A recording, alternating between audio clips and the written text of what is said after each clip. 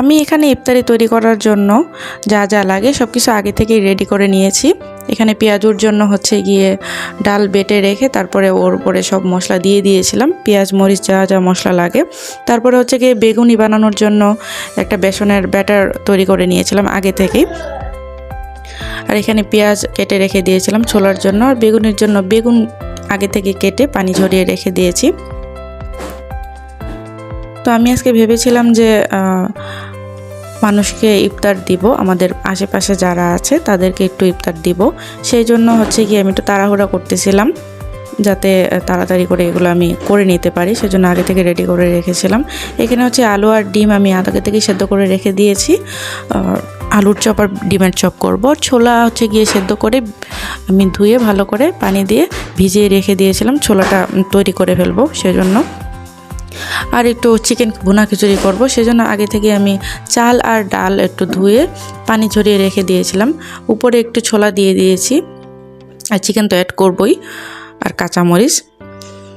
আর সালাদ হিসাবে ছিল হচ্ছে গিয়ে লেবু, শসা, তারপরে একটু পেয়ারা, এগুলো আমি কেটে রেখে দিয়েছিলাম। একটু তাড়াহুড়াই করতেছিলাম যেহেতু মানে ইফতারের সময়টা চলে আসছিল, সেই জন্য ভাবলাম সব কিছু আগে থেকে রেডি করে রেখে দিই।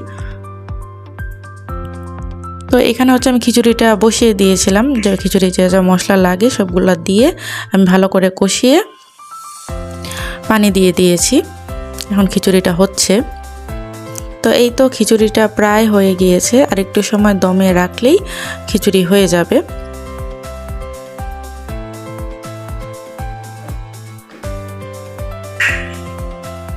তো এখানে হচ্ছে গিয়ে ওই যে আগে থেকে বেগুনটা কেটে রেখেছিলাম, এখানে বেগুনিটা ভাজতেছিলাম আর তুলে রাখতেছিলাম এক সাইডে। বেগুনিটা অনেক সুন্দর হয়েছিল আর খেতে অনেক ক্রিপসি ছিল।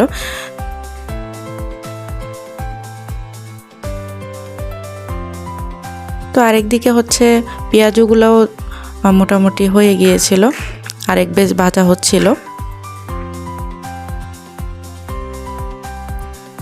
আর ডিমের চপ আর আলুর চপের জন্য আমি আগে থেকে এগুলা শেপ করে রেখে দিয়েছিলাম, খালি এখন ভাজে তুলে নেব। তো এখন আমার সব কিছু ভাজাভাজি শেষ, এখন আমি প্লেটটা সাজিয়ে নেব। যেহেতু আমি ভাবলাম আমাদের আশেপাশে যারা আছে তাদেরকে দিব, সেই জন্য আমি প্লেটগুলো সাজিয়ে নিচ্ছি। সাজিয়ে তারপরে ওদেরকে দিয়ে চলে আসব। তো এইখানে হচ্ছে গিয়ে 2টা পেঁয়াজ ও 2টা বেগুনি, আলুর চপ, তারপরে শসা, পেয়ারা, মানে যা যা আমি আজকে তৈরি করছি তা থেকে আর কি সব কিছু দিয়ে একটি একটি করে প্লেট আমি সাজিয়ে নেব। এখন খেজুর দিয়ে দিচ্ছি। তো আমি প্রতি রোজাই চেষ্টা করি আমাদের আশেপাশে যারা আছে মানে সবাইকে না পারলেও মানে কিছু মানুষকে দিয়ে পয়লা রোজাটা আর কি করার। তো এখন ফাইনালি একটা প্লেট রেডি হয়ে গিয়েছে, দিয়ে দিব এখন। তো সবার পয়লা রোজার ইফতার কেমন কাটলো